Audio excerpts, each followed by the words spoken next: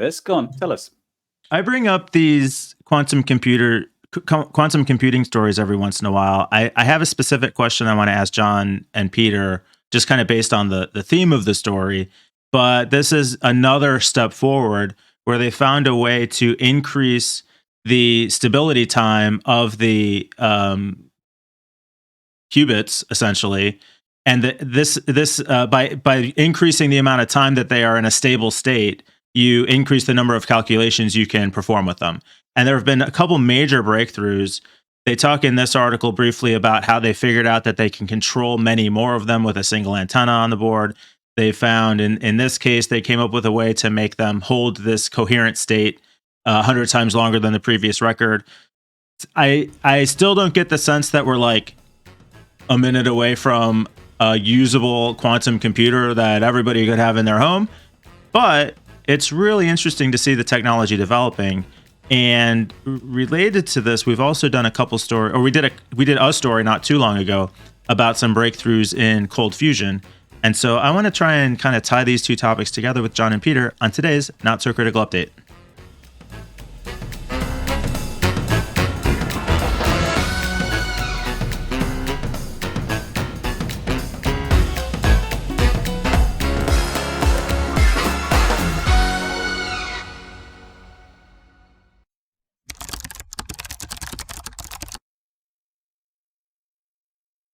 This story I thought was interesting on its own. Any initial thoughts on this story? Yes. Yeah. Okay, cool. So yeah. Well, it feels to me like the beginning of how well, from what I know from historical context, how computers started. It was these big bulky machines that had, a kilobyte of memory. And now we have them, essentially supercomputers sitting in our pockets. And I feel like it's just inevitable at some point we're going to have quantum computers in our pockets, maybe past the end of our lifetimes. But that's just a bonkers thing to think about. That kind of processing power. We're going to have maybe true AIs, maybe real-time sort of, I don't know. The possibilities are crazy. And it's starting to feel, sci-fi. I think, like you're saying, not that far away. Yeah. The PC revolution, the computer revolution was pretty fast once it got going. There was the kind of lead up to the theoretical and then the actual, and then everything was very expensive. And then in literally decades, it was all affordable to the end user. Of course, there was the documentary Halt and Catch Fire that covered some of this time period. Oh my God, I love that TV show so much. Yeah. I'm just rewatching it now. Oh, really? Really? I am. I'm on season 3. It is such a good fucking show. Some amazing actors introduced in that series as well. At least introduced to me, at least. Lee Pace is so good. They're all amazing. So one thing regarding this that excites me is okay, I have a really big problem with the internet. And oh, really? Yeah. With the internet as a whole. Like the infrastructure simple. Of the internet, the concept of it? Yep. Nope. Yeah, the infrastructure. And it is physics. I despise latency. I despise it. I hate it. Is this just a matter of impatience? Like, I can't wait 500 milliseconds for the answer to this Google query. No. Google's so good and big that no matter where I am in the world, my answer will be returned to me probably sub 10 milliseconds. 10 milliseconds is instant. Our brains cannot measure 10 milliseconds. We don't feel 10 milliseconds. Well, your brain can't. I don't know. But we can feel like 200 milliseconds. Yeah, or 500 milliseconds. Isn't it? Now, for example, if we go back in time to younger Jon loading a picture on... Wait, is there a younger Jon? I cannot picture that. Sorry. Like Jon just learning to walk? Loading a picture on like Internet Explorer, you would watch it across a 56 baud modem. Yep. 28. and the Boobies. 56, with a dial-up. Like, of course, I shouldn't be complaining what I have today, but we've gotten to where I can taste instantaneous things, but I'm not actually allowed to have it yet. I know what you're saying, man. So Yeah. take Peter playing WoW, and his friends are in America, so they're on the NA server. They're on the North American server. Peter's in Europe, so he has a delay of 150 milliseconds, more or less. He will feel that. It will affect his gameplay, right? This fucking infuriates me. And it shouldn't. Like, it's totally fine if we have near instant, but we're so close to instant that it just, I cannot wrap my head around it. And Well, like you say, there's no it's physics, solution, right? There is no solution to this. This is physics. We are hitting the limit of what our infrastructure can support in terms of packet traveling across the world. One thing that can solve this, maybe, is quantum computing. Quantum entanglement. Yeah, That's what you're going for?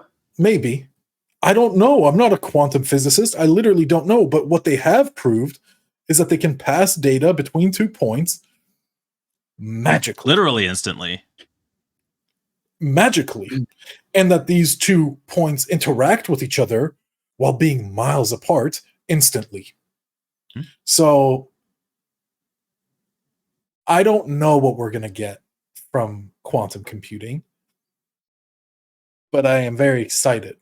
Yeah. It's like a kid at Christmas who doesn't know what the presents have in them, but he has a pretty good idea what it is. Is it a dead cat or is it an alive cat? Yeah. I'll tell you one Sorry, other quantum thing. computing. I know Joe. we've already talked through. Oh, Heisenberg. No, Right. what? Schrödinger. Schrödinger, sorry. Heisenberg's uncertainty principle. It's the quantum Whatever. cat. It's both alive and dead at the same. Anyway, yeah. Until you open the box. Yeah. Anyway, Right. Same. Both answers are correct, Peter. Shockingly. To say something vaguely related to the topic of this podcast, privacy and security, one of the fascinating things I think about security is that when quantum computing comes along, a lot of the existing encryption methods and hashes and things like that are going to just get thrown out the window. And I think one of the some people know this, and I know this, and one thing I don't fully internalize, which is the immediate knock-on effect, is that anything that is encrypted right now will immediately be decryptable at that point. Y2K problem on steroids. Yeah, like really. Sort of. Yeah.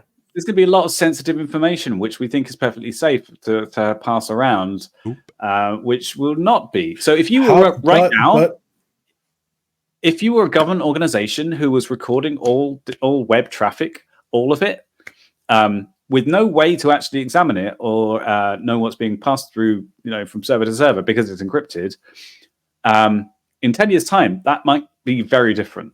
In fact, probably will. And you'll have a computer fast enough to essentially analyze every bit of it in an instant. Mm-hmm.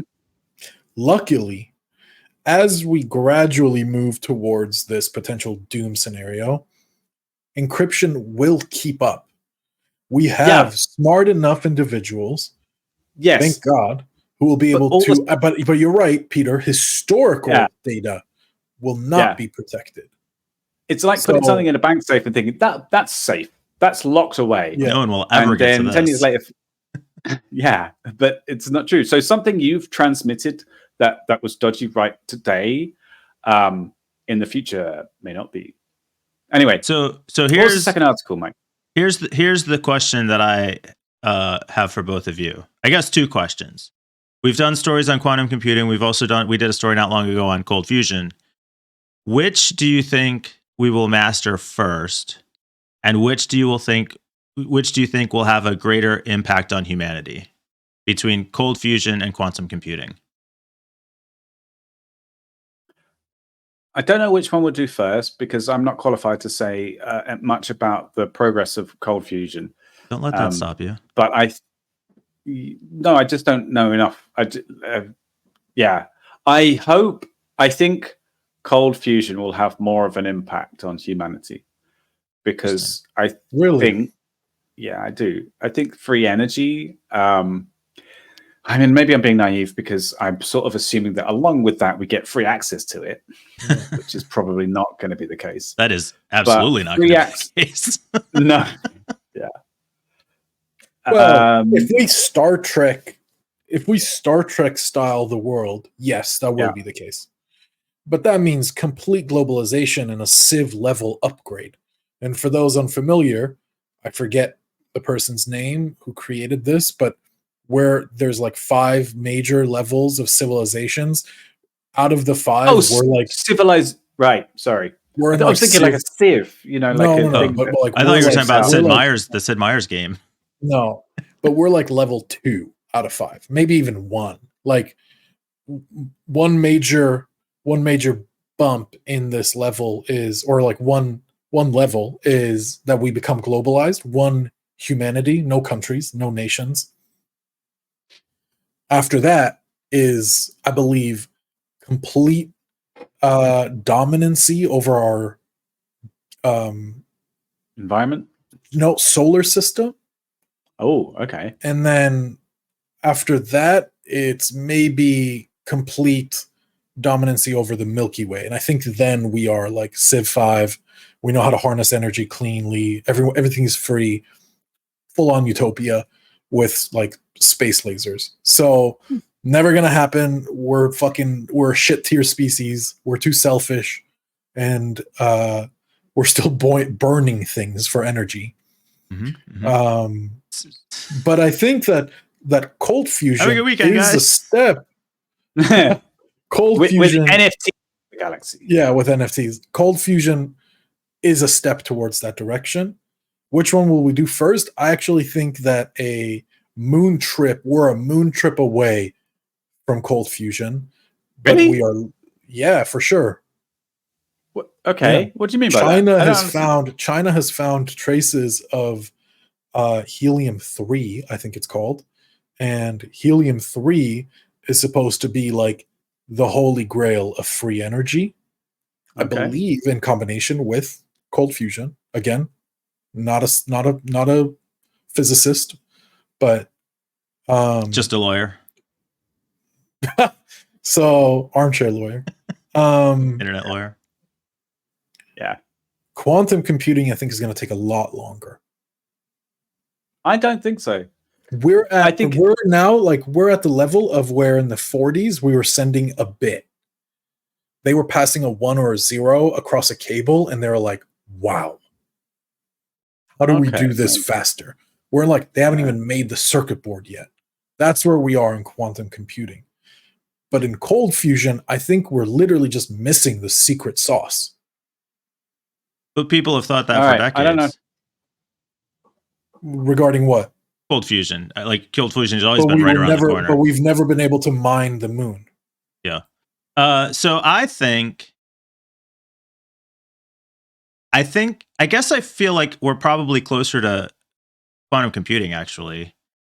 Interesting. But also, I think quantum computing will have a much bigger impact on humanity because once we unlock quantum computing, we basically unlock everything.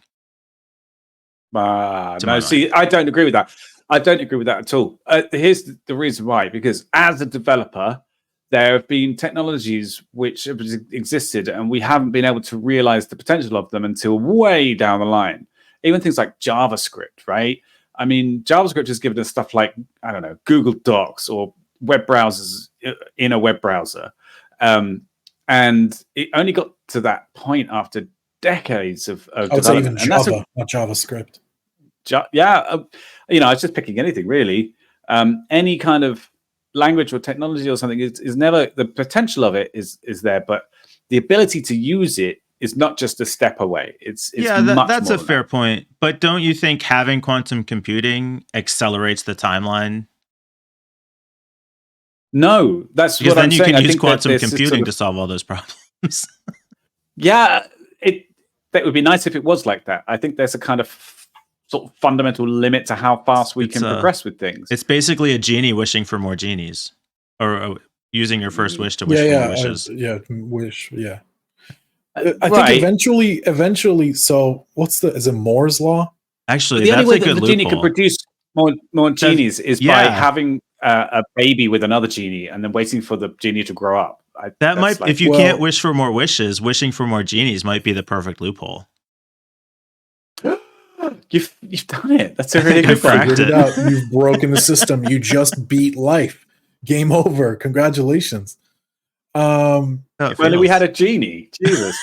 So Only have to find one. I do get what Mike is saying, because we're actually we're already doing this. So the COVID vaccine is a perfect example of using Omega supercomputers to run models super fast to be able to expedite the time it usually takes to create something. And now we're there. We can now do this. We can run 100 billion different variations of the same thing, more or less, to come out with a optimal solution. And I think that that's where we're headed. Once we start getting the ball rolling on this, on wishing for more genies, it's going to be super fast. But getting there, that's where we're like, oh, we're so close, but it's going to take so much longer to push the ball up or push the boulder up the hill. Part of the other reason I think the cold fusion will make more of a difference. This is a super interesting question. If anybody wants to discuss this more, please join our Discord, because I would love to hear about anybody else's. And especially if you know more about this. This is not our topic. Like, no, seriously. Here. Please come and enlighten us. Tell us why we're absolutely anybody who actually knows what they're talking about, please join our server. Yes, yeah. We desperately need you. Come and tell us why Mike is wrong, is what we really want, right? That's like literally the name of our server. The reason I think that cold fusion will make a difference is because there's more basic problems that will be solved by it. The things that are solved by quantum computing are complex problems. They're like iterations of stuff that we have already. They're better versions of AI. They're better versions of vaccines and stuff like that. But free energy would solve things like heating and refrigeration in hot countries, and poverty and things like that are sort of more basic direct impact issues we have in the world. Yeah. Okay. I'm hoping, but we'll see. But if we had quantum computing, we could solve cold fusion faster. I was wondering about that. If that's the case, then yeah. But I think we'd need a while for it to happen. You don't get to pick which one you get first. It's kind of, we're guessing like which would happen first. But I thought of the question that way because it seems right. Whichever one we decide, we're going to get first. That's the question. Yeah. Which one do you want first? Decide for humanity now. Yeah. Because after this episode airs, all the either quantum physicists or cold fusion scientists are fired. One way or the other. Yep. Yeah. Job retraining, Peter. Only half of them, right? Yeah. Yeah. You guys have to line up, and if you're an odd number, you're in, and if you're an even number, out, axed. How hard is that? Musk figured it out. All right. Good show, guys.